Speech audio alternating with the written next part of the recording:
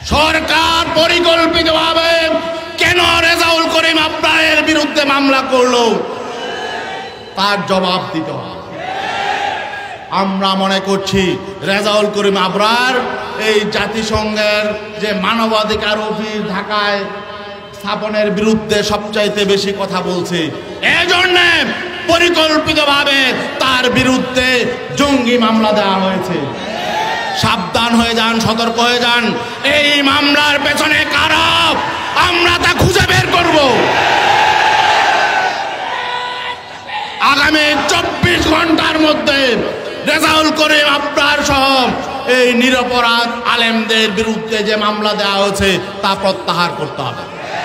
যারা আজকে এই ফেসিবাদ বিরোধী আন্দোলনে, ইসলামী আন্দোলন এবং পীর সাহেব চরমনায় ভূমিকা নিয়ে যারা প্রশ্ন করেন, আপনারা সেদিন কোথায় ছিলেন? আপনারা তো গোটা জুলাই ব্যাপী বারবার বলেছেন আপনারা এই আন্দোলনের সঙ্গে নেই।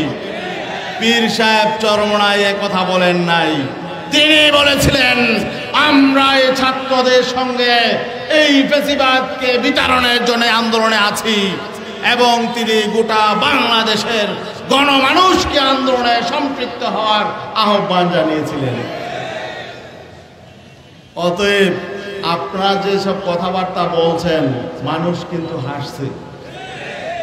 আপনারা কেন তা বলছেন মানুষ বুঝে, কারণ আপনারা দেখতে পাচ্ছেন পীর সাহেব চরমনায় একটা ঐতিহাসিক আহ্বান জানিয়েছেন। সেটা কি? আগামী নির্বাচনে সকল ইসলামপন্থী শক্তিকে তিনি ঐক্যবদ্ধ হওয়ার আহ্বান জানিয়েছেন। শুধু আহ্বান জানিয়ে বসে থাকেননি, তিনি আপ্রাণ চেষ্টা করছেন এবং আল্লাহর অশেষ মেহেরবানিতে তিনি সফলতার দিকে যাচ্ছেন। এই পীর সাহেব চরমনায় যখন বাংলাদেশের সকল ইসলামপন্থী দেশপ্রেমিক শক্তিকে ঐক্যবদ্ধ করার কাজে নেমেছেন, তখন একটা শক্তির মাথা গরম হয়ে গেছে। তারা দেখতে পাচ্ছে যে সামনে বিপদ, কারণ তারা বারবার ক্ষমতায় ছিল অতীতে, বারবার, একবার নয়, দুইবার নয়, 3 বার 4 বার তারা ক্ষমতায় ছিল। ক্ষমতায় থেকে তারা ব্যর্থ হয়েছে, তারা ক্ষমতায় থেকে সফল হতে পারে নাই। জনগণের আন্দোলনে, বিক্ষোভে তারা ক্ষমতা ছাড়তে বাধ্য হয়েছিল। তাদের শাসন কি, তাদের রাজনীতি কি এদেশের মানুষ দেখেছে। অতএব তাদের কাছ থেকে মানুষ নতুন কিছু প্রত্যাশা করে না।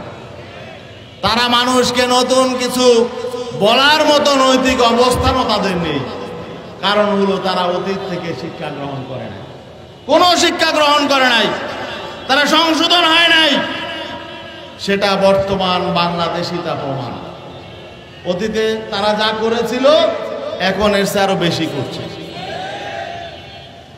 আমরা আওয়ামী ফেসিবাদকে তাড়িয়েছিলাম যে সমস্ত কাজের জন্য, সে সমস্ত কাজ যদি আরেকটা রাজনৈতিক দল করে তাহলে আওয়ামী লীগের সাথে তাদের পার্থক্য কি? তাদেরকে কেন জনগণ গ্রহণ করবে? তাদের নেতৃত্বে জনগণ আন্দোলন করে নাই, তারা আন্দোলনেও ব্যর্থ ছিল। 16 বছর তাদের নেতৃত্বে জনগণ রাজপথে আন্দোলনে নামে নাই। এই জন্য এই জুলাই বিপ্লবে আমরা দেখেছি ছাত্রদের পেছনে জনগণ ছিল, ছোট ছোট বাচ্চাদের পিছনে ছিল। তারা সাহস করে তারা ট্যাঙ্কের সামনে দাঁড়িয়েছে, গুলির সামনে দাঁড়িয়েছে, মৃত্যুকে আলিঙ্গন করেছে, পেছনে যায় নাই, পেছনে ফিরে নাই। তাদের রক্তে, তাদের ত্যাগে, তাদের জীবনের বিনিময়ে ফেসিবাদ মুক্ত রাষ্ট্র হয়েছে। অতএব তারা বাচ্চা হতে পারে, ছাত্র হতে পারে, তাদের অবদানকে আমরা অস্বীকার করতে পারি না, তাদেরকে আমরা অবহেলার চোখে দেখতে পারি না। আজকে আমরা দেখছি গত 16 তারিখ গোপালগঞ্জে তারা গিয়েছিল। অনেকে সমালোচনা করে তারা কেন গোপালগঞ্জে গিয়েছিল। গোপালগঞ্জ কি বাংলাদেশের অংশ না? এটা কি আমাদের এই সীমান্তের বাইরে? ওখানে যাইতে কি পাসপোর্ট ভিসা লাগবে? তাহলে গোপালগঞ্জে তারা যেতে পারবে না কেন? তারা এই দেশকে মুক্ত করেছে, দেশের প্রত্যেকটা ইঞ্চি জমিতে তারা যাবে, সে অধিকার তাদের আছে। যারা সমালোচনা করছেন তারা বরং ফেসিবাদকে উৎসাহিত করছেন, তারা বরং এই গোপালগঞ্জে সকল ফেসিবাদী শক্তিকে পুনর্বাসিত করার চেষ্টা করছেন। আমরা গোপালগঞ্জের মানুষের প্রতি আমাদের কোনো ক্ষোভ নেই, কোনো বিদ্বেষ নেই, বরং তাদের প্রতি আমাদের দুঃখ হয়, বেদনা হয়।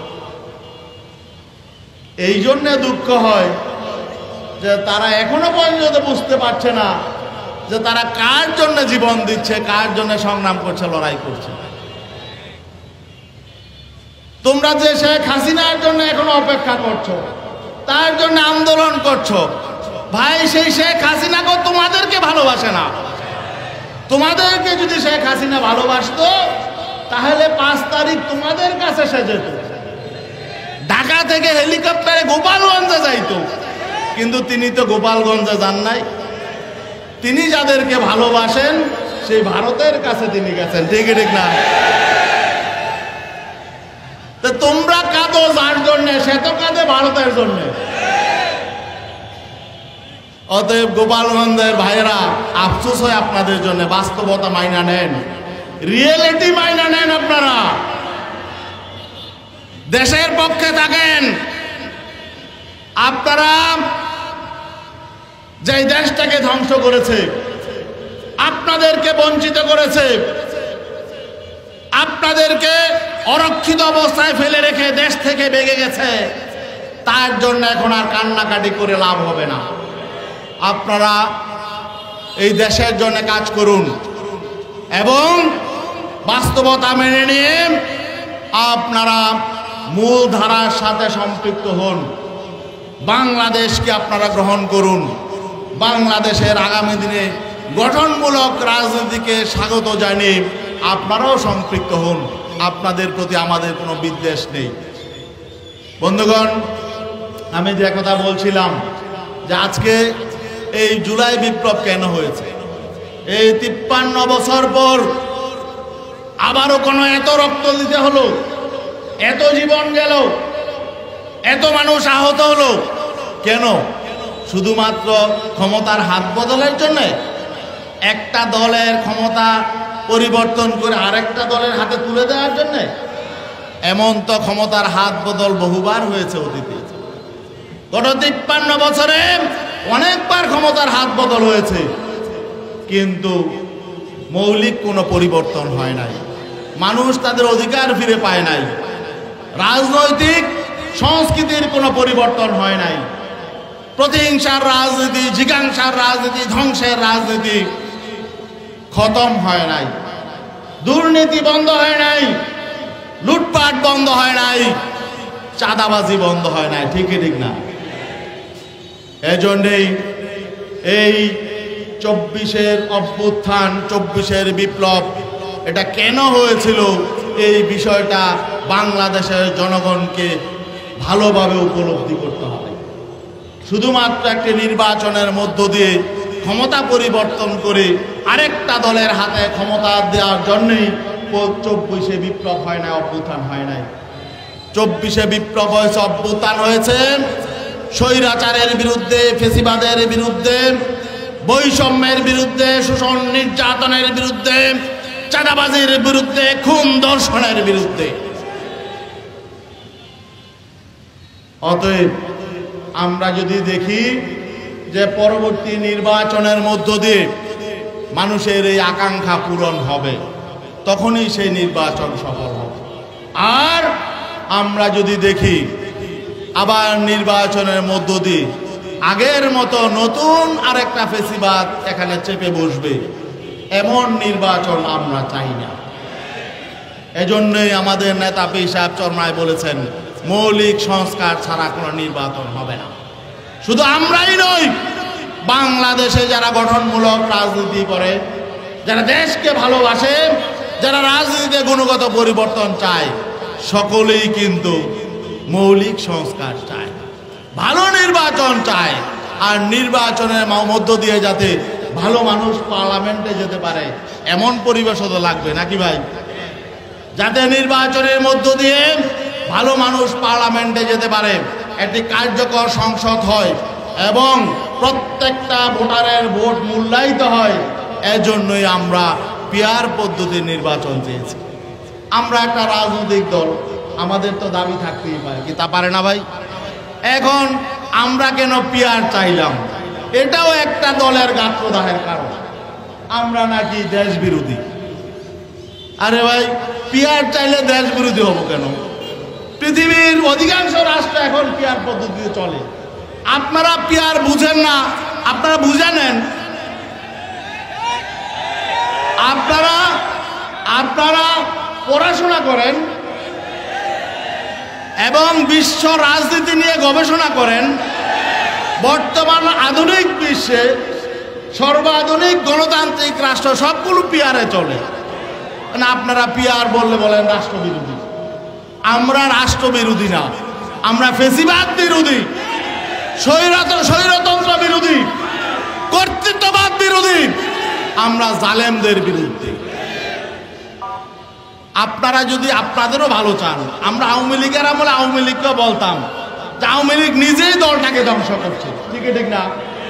আজকে দেখেন আওয়ামী লীগের মতো একটা ঐতিহ্যবাহী দল, মানুষ তাদের ঘৃণার সাথে তাদের নামটা নেয়, ঠিক ঠিক না?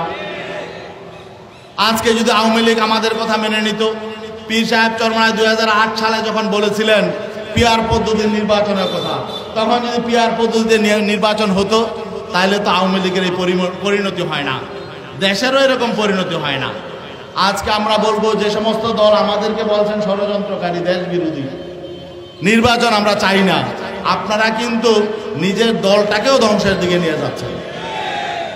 আমরা পরিষ্কার বলতে চাই, যেই দলের নেতা ভালো ওই দলের কর্মীও ভালো, যেই দলের নেতা ভালো ওই দলে ভালো মানুষ সমর্থন করে। এখন আপনারা আপনাদের দল থেকে হাজার হাজার কর্মী বহিষ্কার করছেন চাঁদাবাজির জন্য। আপনাদের দলের কর্মীরা ব্যাপকভাবে চাঁদাবাজি করে কেন? কারণ আপনার দলের নেতারা দুর্নীতি করে। কর্মীরা যদি দেখে যে দলের নেতারা দুর্নীতি করে শত শত কোটি টাকা, হাজার হাজার কোটি টাকা কামায়, কর্মীরা কি বসে থাকবে? তাদের তো দুর্নীতির সুযোগ নাই। এই জন্য তারা পথে ঘাটে বাজারে বন্দরে যে এলাকায় থাকে সে এলাকায় যার কাছে টাকা পায় সেখান থেকে চাঁদাবাজি করে। আমাদের দলের কর্মীদেরকে বলা লাগে না যে আপনারা দুর্নীতি করেন না। পীর সাহেব চরমনায় কি কোনোদিন বলেননি যে আপনারা দুর্নীতি করেন না বা চাঁদাবাজি করেন না? কারণ এই সিস্টেমই এখানে নাই। আর দলের নেতারা দেখে, দলের কর্মীরা দেখে যে আমাদের দলের নেতা তিনি দুর্নীতি করেন না, ঠিক ঠিক ঠিক না, তিনি ভালো ভালো কথা বলেন, এই জন্য আমাদের দলের নেতাও ভালো, কর্মীও ভালো। চাঁদাবাজির জন্য দলের কর্মীদেরকে বহিষ্কার করা লাগে না, বলাও লাগে না যে আপনারা চাঁদাবাজি করেন না। কারণ এই দলের লক্ষ্য উদ্দেশ্য কর্মসূচি এগুলো যদি সঠিকভাবে প্রয়োগ করা হয় তাহলে সেই দল কোনোদিন বিভ্রান্ত হতে পারে না। সেই দলের কর্মীরা কোনোদিন শুধু তো দুর্নীতি না, শুধু তো চাঁদাবাজি না, নিজের দলের লোক নিজেরা খুন করে। আরে ভাই, এটা কেমন? নিজের দলের লোক নিজেরা খুন করবে কেন? এই অবস্থা এখন চলছে। এই জন্য মানুষের মধ্যে কিছুটা হতাশা আছে, কিছুটা আতঙ্ক আছে যে সামনের নির্বাচনে সঠিক নির্বাচন হবে কিনা। যেই দলের লোক নিজের দলের কর্মীদেরকে খুন করেন, সেই কর্মীরা মাঠে থাকলে আগামী নির্বাচনে প্রতিপক্ষ বা অন্য কোনো রাজনৈতিক দল মাঠে যাবে তখন তো তারা তাদেরকেও খুন করবে। এই জন্য আমরা বলছি এই অবস্থায় সুষ্ঠু নিরপেক্ষ নির্বাচনের কোনো পরিবেশ নেই। সুষ্ঠু নিরপেক্ষ ক্রেডিবল নির্বাচনের জন্য আমাদেরকে একটি লেভেল প্লেইং ফিল্ড দরকার। লেভেল প্লেইং ফিল্ড আগে তৈরি করেন। আগের মতো যেন তেন নির্বাচনের জন্য বাংলাদেশ প্রস্তুত নয়, বাংলাদেশের মানুষ প্রস্তুত নয়। এই জন্য এখন বর্তমান সরকারের দায়িত্ব হলো কারো চোখ রাঙানিতে আপনারা ভয় পাবেন না। বাংলাদেশের মানুষ এখন কারো হুমকি দামকিতে চোখ রাঙাতে ভয় পায় না ইনশাআল্লাহ। যে সমস্ত ছেলেরা বর্তমান প্রজন্মের, যে সমস্ত ছেলেরা শেখ হাসিনার মতো মহাপরাক্রমশালী ফেসিবাদী শক্তিকে দেশ থেকে তাড়িয়েছে, তারা কারো চোখ রাঙাতে ভয় পায় না। আপনারা ভয় দেখাবেন না। ভয় দেখালে আপনাদের পরিণত তাদের চেয়েও জঘন্য হবে। আমরা সবাইকে নিয়ে দেশটাকে এগিয়ে নিয়ে যেতে চাই। আসুন সমঝোতা সমন্বয়ের রাজনীতি করি, দেশের জন্য রাজনীতি করি, মানুষের জন্য রাজনীতি করি, দেশের কল্যাণে রাজনীতি করি। ইসলামী আন্দোলন বাংলাদেশ কোনো দলকে শত্রু বানাতে চায় না। আমরা কারোর প্রতি আমাদের কোনো প্রতিহিংসা নেই। আমরা সবাইকে নিয়ে ঐক্যবদ্ধভাবে দেশ গড়ে তুলতে চাই। একটা কথা বলে শেষ করছি। বর্তমান সরকারের স্বরাষ্ট্রমন্ত্রী বলেছিলেন পুলিশ বাদী হয়ে এখন কারো বিরুদ্ধে কোনো মামলা হয় না, কিন্তু আমরা দেখতে পেলাম আমাদের দলের নেতা রেজাউল করিম আবরার আজকে মঞ্চে আছে। তার বিরুদ্ধে সেই সাভার থানায় একজন পুলিশ বাদী হয়ে মামলা করেছে অ্যান্টি টেররিজম আইনে। তো পুলিশ বাদী হয়ে মামলা হলে বুঝতে হবে এখানে সরকার জড়িত। সরকার পরিকল্পিতভাবে কেন রেজাউল করিম আবরারের বিরুদ্ধে মামলা করলো তার জবাব দিতে হবে। আমরা মনে করছি রেজাউল করিম আবরার এই জাতিসংঘের যে মানবাধিকার অফিস ঢাকায় স্থাপনের বিরুদ্ধে সবচাইতে বেশি কথা বলছে, এজন্য পরিকল্পিতভাবে তার বিরুদ্ধে জঙ্গি মামলা দেওয়া হয়েছে। সাবধান হয়ে যান, সতর্ক হয়ে যান। এই মামলার পেছনে কারা, আমরা তা খুঁজে বের করব। আগামী 24 ঘন্টার মধ্যে রেজাউল করিম আবরার সহ এই নিরপরাধ আলেমদের বিরুদ্ধে যে মামলা দেওয়া হয়েছে তা প্রত্যাহার করতে হবে। আর আগামীতে এই নারায়ণগঞ্জবাসীকে আহ্বান জানাই, আসুন আমরা যারা দেশের পক্ষে, সত্যের পক্ষে, ইসলামের পক্ষে, আমরা ঐক্যবদ্ধ হয়ে আগামী নির্বাচন হবে চাঁদাবাজের বিরুদ্ধে, দুর্নীতিবাজের বিরুদ্ধে দেশের পক্ষের শক্তির নির্বাচন।